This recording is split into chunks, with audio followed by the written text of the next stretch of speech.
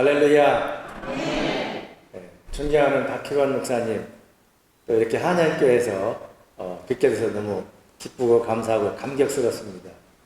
청주에 계실 때 자주 뵀었는데 서울로 영전하신 대로 뵐 길이 없었는데 이렇게 또 주님께서 인도해 주셔서 이렇게 만나게 되고, 또 목사님께서 목회하시는 또 한양교회 이렇게 올 수 있도록 또 하나님께서 길을 인도하시고 또 여러분들을 만나게 된 것 같습니다.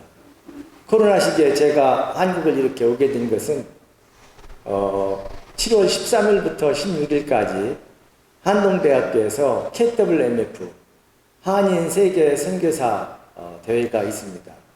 이 대회는 원래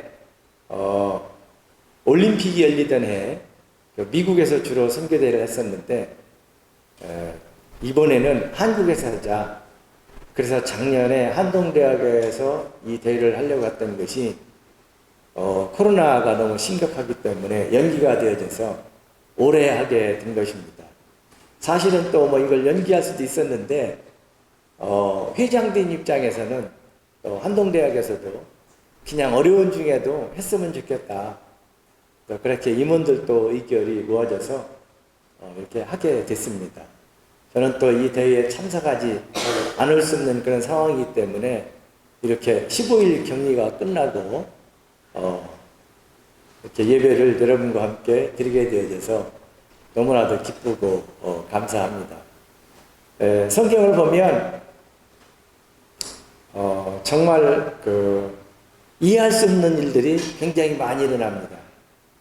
특별히 역전의 순간들이 많이 있어요.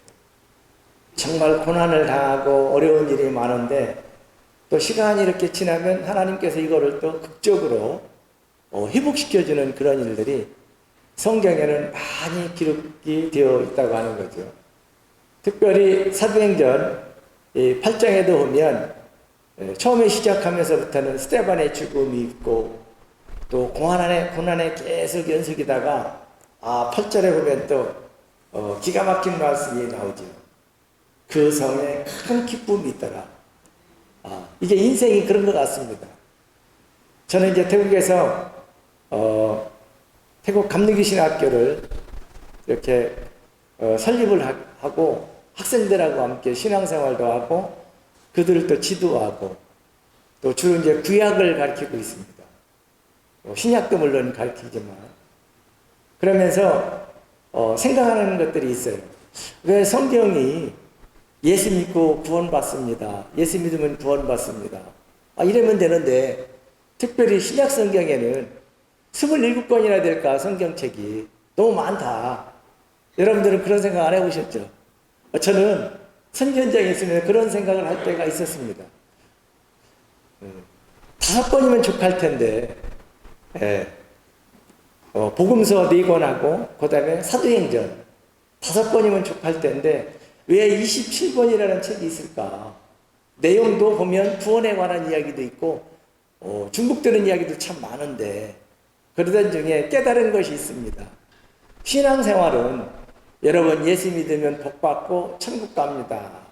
이거 하나로 끝나는 게 아니라는 거죠. 이 세상에서 삶이 있다는 거예요. 이 세상에서 삶이 여러 가지 형태로 우리에게 다가오고 있잖아요. 특별히 지금 시대 저는 요즘에 혼자 그런 찬양과 기도를 할 때가 있어요. 주님, 내일 일은 난 몰라요. 정말 그런 것 같습니다. 일주일 앞을 모르잖아요. 지금 올림픽이 얼마 안 남아서 옛날 같아 보십시오. 올림픽에 메달이 얼마 딸 것인가 매스컴에서 난리가 나죠. 전 세계가.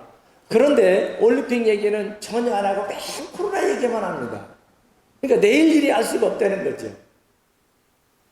그래서 이 5권의 책임은 족할 텐데 왜 그 나머지에 서신들이 있을까? 그것은 우리에게 그때그때 일어난 일들에 대해서 우리의 믿음의 선배들이 어떻게 살았는지를 우리에게 알려주기 위해서 바울 서신, 나머지 서신들이 있다고 하는 거죠. 이건 제가 깨달은 겁니다. 사도행전도 역시 마찬가지죠. 우리의 믿음의 선배들이 이 어려운 과정에, 이 어려운 시대를 어떻게 극복하고 살았는지에 대해서 우리에게 또 알려주기도 하죠. 이제 저는 예수 믿고 이제 태국 불교 나라에 이렇게 있으면서 기독교의 매력이 무엇인가? 기독교의 매력은 믿음의 선배들이 이 길을 걸었던 사람들이 있다는 거죠. 그리고 그 사람들이 우리에게 간증을 내주고 알려주고 있습니다. 다른 종교들은 이게 거의 없습니다. 행정에 불과하지 이렇게 했다. 이렇게 불과하지만 성경은 우리에게 이 시대를 살았던 사람들, 그 시대를 살았던 사람들이 오늘 이 시대를 사는 사람들에게 교훈을 해주고 있고 또 이야기를 해주고 있다고 하는 거죠. 처음에 제가 말씀드린 대로 신앙생활이라고 하는 것이 내일 일을 예측 못하고 또 어떻게 할 바를 모르는 일들이 굉장히 많은데 이 길들, 이러한 중요한 사건들마다 주님께서 역사하셔서 간섭하신다고 하는 겁니다. 특별히 초대교회 교인들은 세 가지 유형의 사도행전을 이렇게 제가 성기학적인 관점에서 볼 때 그런 말씀들이 쓰여져 있어요. 첫 번째는 이별에 관한 이야기, 고난에 관한 이야기들이 굉장히 많습니다. 특별히 8장에는 스데반의 죽음. 스데반이 왜 죽습니까? 신앙생활도 열심히 하고 존경받고 사랑받는 사람이 죽는 거예요. 순교당한 거죠. 그러면 일반 사람들은 이제 끝난 것이다 이렇게 생각을 합니다. 그런데 예수 믿는 사람들은 이게 끝이 아니라는 거죠. 하나님의 더 위대한 계획이 있다는 거예요. 어떻게 보면 인생을 사는 것이 하나님께서 그 순간을 우리에게 쓰시는 것 같습니다. 하나님께서 저를 이 시대에 이 시간을 위해서 저를 쓰신다는 거죠. 여러분들도 마찬가지. 할렐루야. 이걸 생각하면 얼마나 감사한지 몰라요. 우리가 이 세상에 사는 동안에 몇 년이 될 줄 몰라요. 그렇지만 그 다음에 두 번째는 핍박당했다는 거죠. 그래서 열심히 하면 핍박당하고 흩어지고 그런 이야기. 그 다음에 또 고난당하고 좌천당하는 이야기. 8장에도 보면 빌립이라고 하는 분이 얼마나 신앙생활 잘하고 모범적인 사람이었습니까? 예루살렘에서 신앙생활 하는데 또 사마리아로 갑니다. 더 밑에 가면 또 26절에 보면 광야까지 가게 돼요. 좌천. 우리 같으면 어떻겠어요? 예수 믿으면 잘 되는 줄 알았는데 고난이 더 닥치고 힘든 일들이 얼마나 많아요. 포기하고 싶죠. 그런데 이 과정 속에 믿음의 선배들은 어떻게 살았는지를 우리에게 또 알려주고 있다고 하는 거죠. 저는 선교 현장에 있었던 이야기들과 함께 절망 가운데서 어떻게 우리 믿음의 사람들이 소망을 가지고 살았는지에 대해서 말씀을 나누려고 하는 것입니다. 첫 번째는 우리 믿음의 선배들이 고난 가운데서 뭘 했느냐, 이걸 통해서 우리에게 배웠다고 하는 거예요.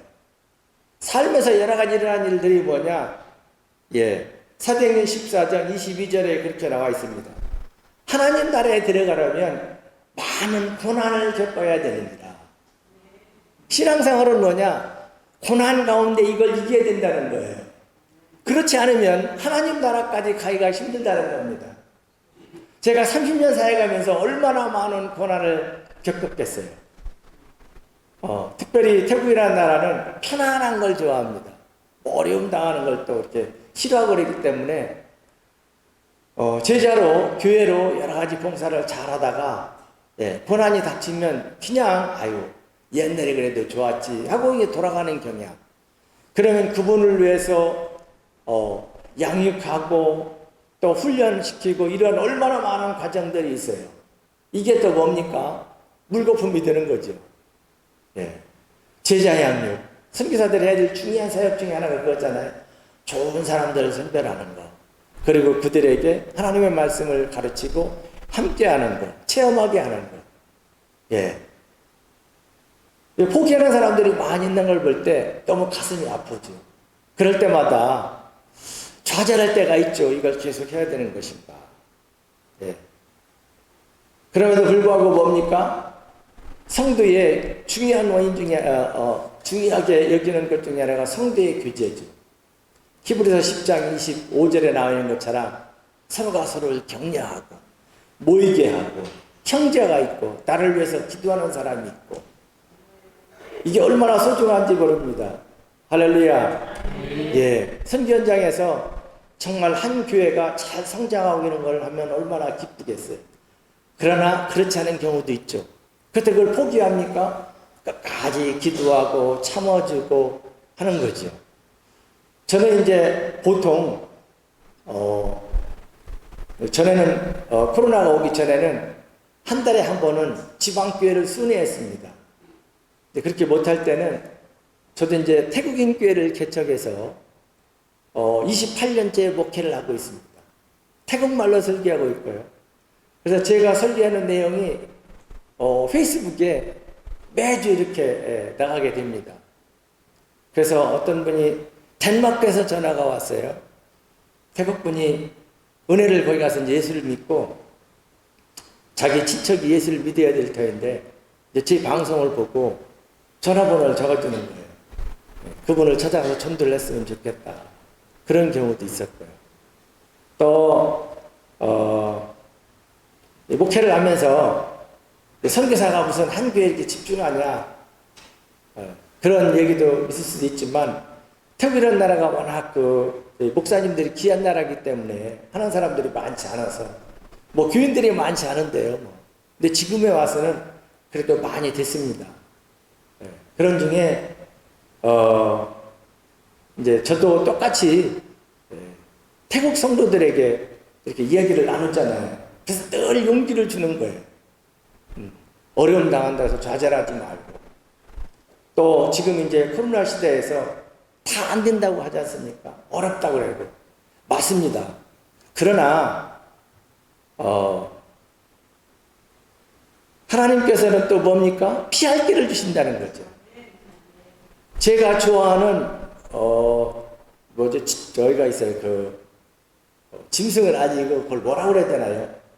저는 이제 거미를 좋아합니다. 거미 이게 뭘 거미 좋아하는 사람이 어디 있겠어요? 바울도 제일 싫어하고 경멸했던 건데. 거미를 왜 좋아하느냐면 어느 날 저는 거미를 관찰한 적이 있어요. 거미는 뭡니까? 자기 입에서 나온 그것을 가지고 길을 만들고 집을 만들고 그래서 평생 거기서 살다가 죽습니다. 그걸 보면서 예수 믿는 사람들은 뭐냐?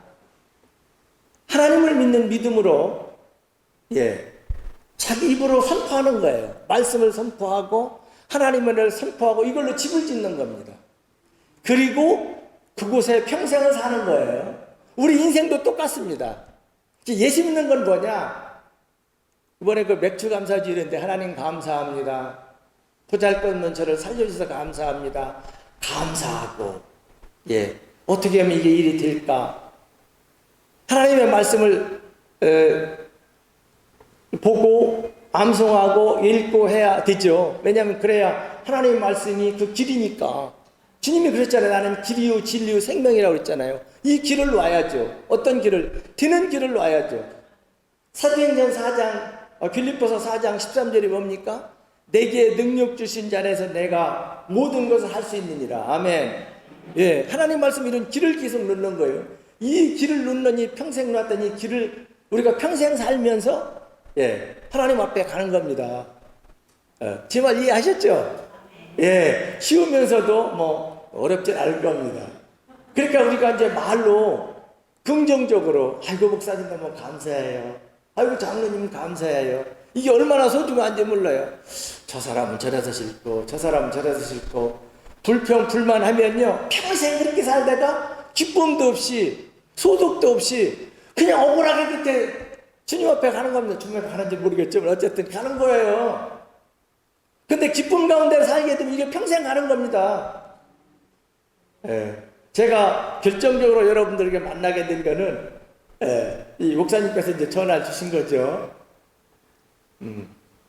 저도 이제 6학년이 되면서 이제 10년 남은 세월 동안 우리 신학교에서 조용히 내가 할 일을 하면서 좀 지내야 되겠다 이랬는데 옛날 그렇게 꿈꾸고 기도했던 이 기도 제목들이 그렇게 기도를 했는데 하나님께서 뭐 이 기도했던 것들이 다 이루어집니까?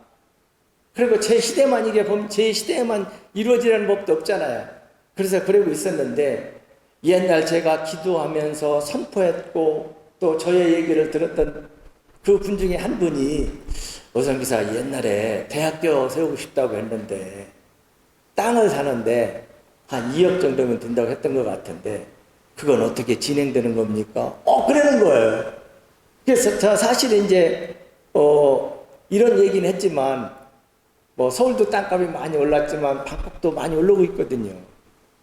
그러니까 어렵지 않습니까? 이게 뭐 우리가 눈에 보이지도 않고요. 그래서 포기하고 있었는데 이걸 한번 또 해봐야 되겠네. 하나님 옛날에 기도했던 것들을 주님의 뜻이라면 다시 할 수 있는 기회를 주십시오 했는데 또 마을에 있는 분이 땅을 소개를 한 거예요. 예. 그래서 싸고 좋은 땅이 나왔는데 빨리 했으면 좋겠다. 근데 그분이 뭐였냐면 그때 아셨던 분이 계약한 거를 가져야 당신께서 조금이라도 도와주겠다는 거예요. 계약한 게 없으면 안 도와주겠다는 거죠. 그래서 이제 저는 자그마한 돈을 가지고 이제 계약을 한 거죠. 그런데 놀라운 건 뭐냐면 그 후로 절망적인 소식들이 들리죠. 어떤 절망입니까? 코로나가 심해졌잖아요. 이거를 계약할 때 3월 달에만 해도 곧 풀릴 줄 알았죠. 여러분도 그런 생각 가지셨죠? 작년에 이게 곧 끝날 거야. 이 또한 지나가리라. 예, 목사님들이 제일 많이 했던 설교가 이 또한 지나가리라. 곧 지나갑니다. 저도 수없이 설교했고요. 근데 곧 지나갑니까? 1년이 지나고 또 중도금을 갚아야 할 날이 가까우고 있고 얼마나 이런 그런 심한 고통이 다가오는지요. 정말 피가 마르는 것 같습니다.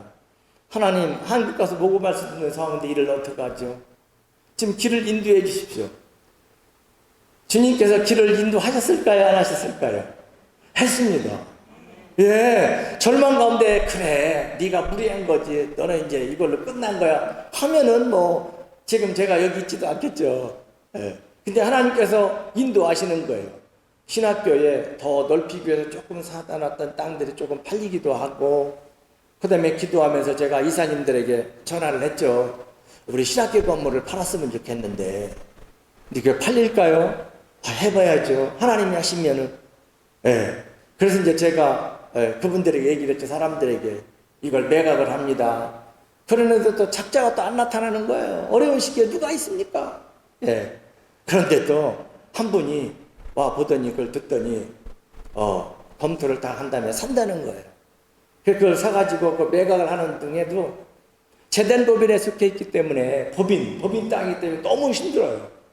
그런데도 우리 신학생들하고 아침 저녁으로 기도하죠. 하나님 풀게 해주십시오. 되게 해주십시오. 주님의 방법대로 되게 해주십시오. 그래서 극적으로 돼서 작년 11월 달에 이 땅을 그러니까 매각을 하고 새 땅을 한국 평수로 얘기하면 한 10,000평 정도를 구입을 하게 됐습니다. 그러면서 이제 이게 이걸 해놓고서 이제 말해야 되나 했는데 많은 분들이 그래요. 오선 교사님이 시작한 김에 이걸 어렵게 고생한 김에 다시 옛날 마냥 신학교 건물에도 하나 해놔야 다른 사람들이 일을 하지 그렇지 않으면 누가 일을 하겠습니까? 그래요. 그럼 이것도 내가 또 걸머리를 지린 일인가 보다 하고 생각을 하고 건축을 하는 중에 존경하고 사랑하는 목사님의 전화를 받게 된 겁니다.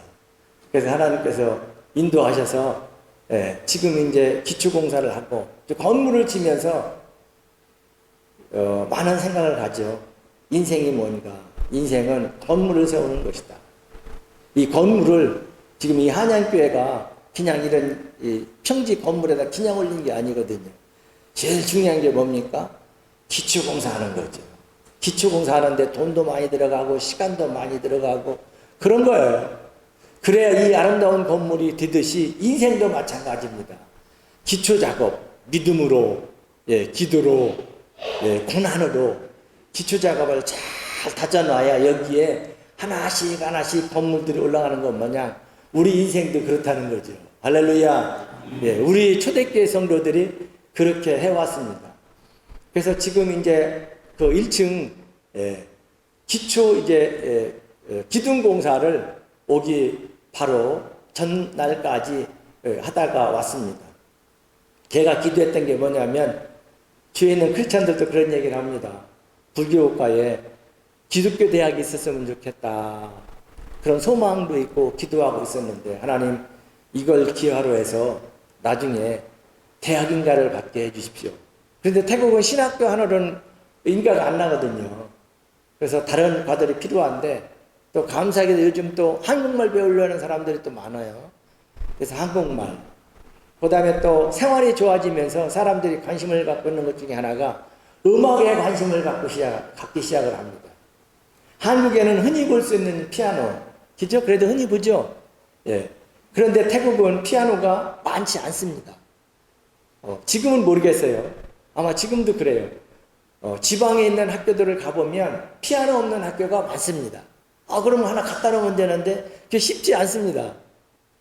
그리고 또 이걸 또 칠 수 있는 사람도 많지 않고요.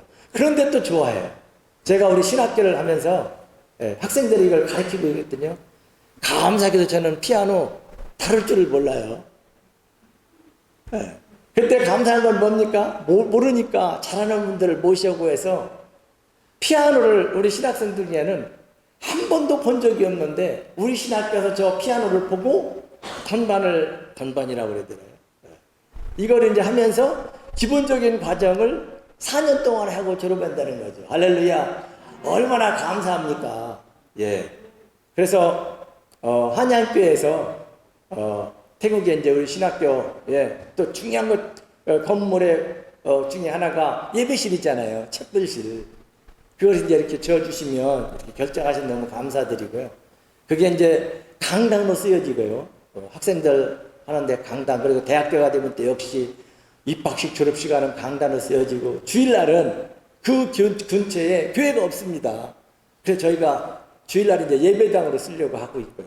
그래서 다목적으로 쓰는 정말 아름다운 한양 채플이 될 겁니다. 그리고 제가 1991년도에 태국에 가서 확실하게 전도를 2명을 했습니다. 아이들을 2명을 거기서 낳았어요.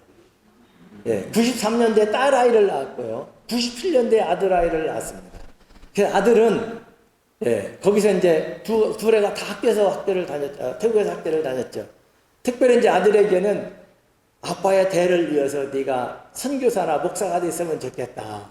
늘 얘기하는데 젊은 사람들이 말을 안 들어요. 그렇습니다. 그러면 네 마음대로 하다가 믿음을 잃지 말고 어쨌든 하나님이 부르시면 언제든지 하고, 그러나 한 가지, 너는 태국이 좋냐 한국이 좋냐 이거 물어보니까 한국도 좋지만 한국엔 연구가 없죠. 친구도 없고. 그렇지 않습니까? 태국에서 태어나서 태국 친구들 속에 태국 학교에 다녔으니까. 그러면 앞으로 너는 어디 살았으면 좋겠느냐? 아빠 나는 태국에 살고 싶어요. 그래? 그러면 태국 국적으로 바꿨으면 좋겠다. 그래서 이제 그걸 이제 그렇게 하려고 그래요. 그러면 걔에게 뭘 맡기려고 했냐면, 우리 박 목사님께서 저를 그렇게 소개했어요. 태국 감리교회 재단 이사장이라고. 우리 아들을 나중에 이사를 시키려고 합니다. 왜? 이사는 어떤 걸 누리는 게 아니라 그 땅을 지키는 거예요. 아버지가 했던 여러 교회들 재단에 편입을 하잖아요. 장로님들은 금방 이해하실 텐데 여러분들 잘 모를 수도 있어요. 그럼 이걸 누군가 지켜야 돼요. 이사들이 이걸 누가 함부로 못 팔고 이 땅이 주님 오실 때까지 교회로 계속 쓸 수 있도록. 한양교회도 마찬가지죠. 개인으로 됐으면 개인이 얼마나 또 마음이 변해요. 이 일을 하려고 또 저희가 준비하고 있습니다. 그러니까 여러분들이 그 한양채플 이렇게 건축을 해주셔도 그 땅은 주님 오실 때까지 그냥 그대로 있습니다. 할렐루야. 그러니까 안심하시고요. 그리고 또 제가 대책했던 많은 교회들이 거의 그런 상태로 이렇게 유지를 하고 있습니다. 그러니까 얼마나 감사한 일이에요. 두 번째는 이제 우리 믿음의 선배들이 고난 가운데서도 뭡니까? 말씀을 붙들고 포기하지 않았다는 거죠. 그리고 또 한 가지는 뭡니까? 세 번째는 하나님 길을 열어주십시오. 그렇게 기도했더니 하나님께서 길을 열어주셨다는 거죠. 제가 좋아하는 성경 구절이 있어요. 예레미야인가요? 한국말로? 태국말로 예레미야 버릇해가지고 제가 많은 부분은 태국화가 많이 돼 있습니다. 저도 모르게. 예레미야인가요? 29장. 잠깐 보죠. 예레미야군요. 예레미야 29장. 11절에서 13절.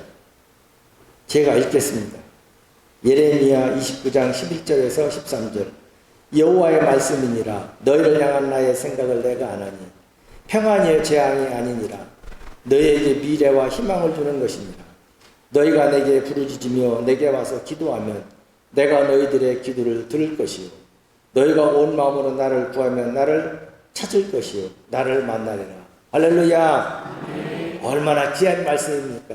하나님은 우리 한 사람 한 사람을 향한 놀라운 계획을 가지고 있다는 거죠. 저는 이 말을 생각할 때마다 너무나도 지금도 흥분이 돼요. 이 나이에도 흥분이 됩니다. 너무 기쁜 거예요. 하나님은 나를 사랑하시고 여러분들을 사랑하시고 뭡니까? 위하여 놀라운 계획을 가지고 있다는 거죠. 이 계획이 뭡니까? 여기 보십시오. 재앙이 아니라는 거예요. 멸망이 아니고 뭡니까? 평안이요 소망이요 희망이라는 거죠.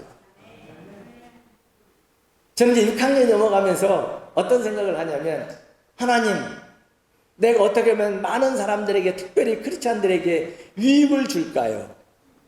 그걸 생각합니다. 네. 제가 죽고 나면 저 사람 안 됐어 하지만 속으로는 잘 죽었지 뭐.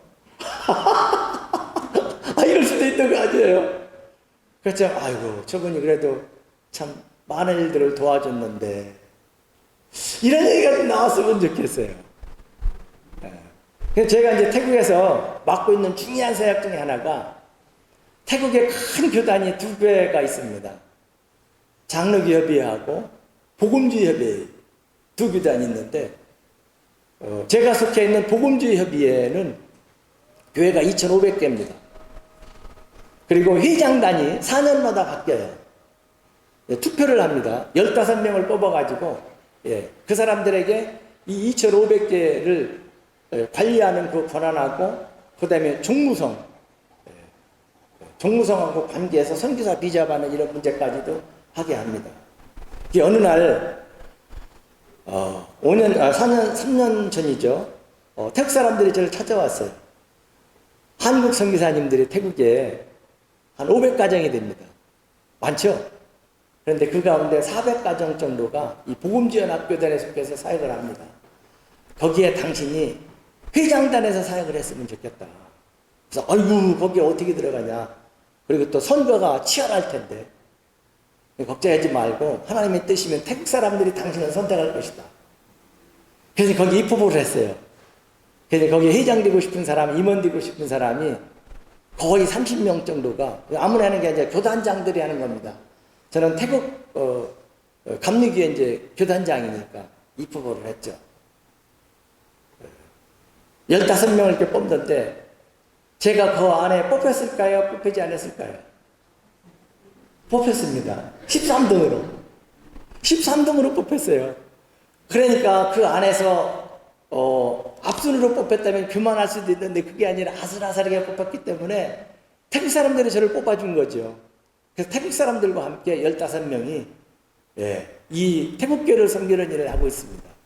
그러면서 한국 선교사님들을 제가 도와줘요. 비자 받는 문제도 도와주고요. 그 다음에 이제 그 선교단체나 교단을 만드는 문제도 제가 도와주고, 최근에는 또 이제 이단 대책에 관한 그런 것들을 위해서 또 앞장서 또 도와준 적이 있고, 그래요. 사람들이 이제 고맙다고 하죠. 고맙다고는 이제 하지만은, 아무튼 이제 제가 할 일은 이 어려운 중에 내가 할 일이 무엇인가, 주님을 위해서 이걸 늘 생각합니다. 우리 신학생들에게 제가 이 이야기들을 많이 하죠. 한 번밖에 없는 생명인데, 한 번밖에 없는 삶인데, 다른 사람들이 죽었을 때 우리를 욕해서는 안 되겠다. 우리 신학교의 교육 목표는 이사야서 60장 22절이에요. 시간이 없으니까 적어놓으셨다가 한번 읽어보세요. 이사야서 60장 22절. 이 작은 자 하나가 천을 이루겠고 이 약한 자가 열국을 이루자는 거죠. 이 작은 자 하나가 천을 이룬다는 거예요. 그러니까 저는 예수 믿으면 복을 받습니다. 30배, 60배, 100배. 저는 이렇게 기도하지 않습니다. 우리 교인들은, 저를 만나는 사람들은 기도 제목이 이게 아니에요. 그리고 천을 다하소서. 할렐루야. 우리의 기도가 하나님 복을 주시되 30배, 60배, 100배가 아니라는 거죠. 그리고, 저를 한번 따라해 보실까요? 그리고 천을 더하소서. 1000배의 복을 받는 게 예수 믿는 삶이라는 거예요. 우리 신학생들에게 우리는 태어났으니까 1000명을 전도하고 1000명을 목회하고 1000명에게 영향력을 미쳐야 된다. 그러기 전까지 죽지도 말라. 누구 마음대로 죽어. 한 번 이 세상에 태어났는데 그렇게 제가 가르치고 있고 저는 그렇게 살려고 발버둥 치고 있습니다. 이왕에 한 번 태어났는데 여러분도 그런 삶이 됐으면 좋겠어요. 할렐루야. 네. 예수 믿는 사람들은 저는 태국에서 나이 드신 분들에게 오래오래 살라고 얘기합니다. 예수 믿는 사람이 금방 죽으면 안 되죠. 왜 오래 살아야 되느냐? 그만한 값어치가 있다. 어떤 값어치냐? 오래 살아서 뭐 할 일도 없는데 천만의 말씀. 왜 할 일이 없습니까? 중보기도 하는 일이에요. 하나님이 나를 왜 생명을 자꾸 연장시켜 주시느냐? 그걸 우리가 깨달아야 됩니다. 내가 이 땅에서 할 일이 있다는 거지. 여러분과 저는 이 땅에서 살아있는 동안에 할 일이 있습니다. 그 할 일이 뭐냐? 다른 사람들을 도와주는 거예요. 물질로 도와주지 못하면 기도로, 중보기도로. 여러분이 오늘 여기에 왜 앉아 있습니까? 우리도 모르는 사이에 수많은 사람들이 우리를 위해서 죽었고, 선교사님들이 피를 흘려 죽었어요. 복음을 증거하기 위해서 기도했고, 그렇기 때문에 오늘 여기가 있는 거예요. 그러면 우리가 해야 될 일들이 뭐예요? 중보기도하는 일이라는 거죠. 제 말을 여러분 잊지 마십시오. 주님 앞에 갈 때까지 잊지 마십시오. 이 일을 안 하면 주님께서 천국에 갔어서도 혼내실 것입니다. 너는 그래 건강하고 살려줬더니 오래 살게 했더니 그래 한 게 뭐냐 남 원망이나 하고 쌈이나 붙이고 이래다 왔는 어려운 이야기죠. 주님 나는 기도하다 왔어요. 최소한 할 일이 뭐 이렇게 아무튼 11절을 해야 되죠. 24시간 중에 2시간은 기도해야 되고 우리가 해야 될 일들이. 저는 교인들에게도 저에게도 물었어요. 하나님 이 어려운 중에 제가 할 일이 무엇입니까? 다 막혔습니다. 방콕의 길도 막히고 지방도 갈 수가 없고 다 막혔는데 주님 이 중에 제가 할 일이 무엇입니까? 주님 저에게 길을 열어주십시오. 주님께서 길을 열어주십니다. 그리고 방콕에도 길이 어디가 열렸는데 하나님께서 인도하시고요.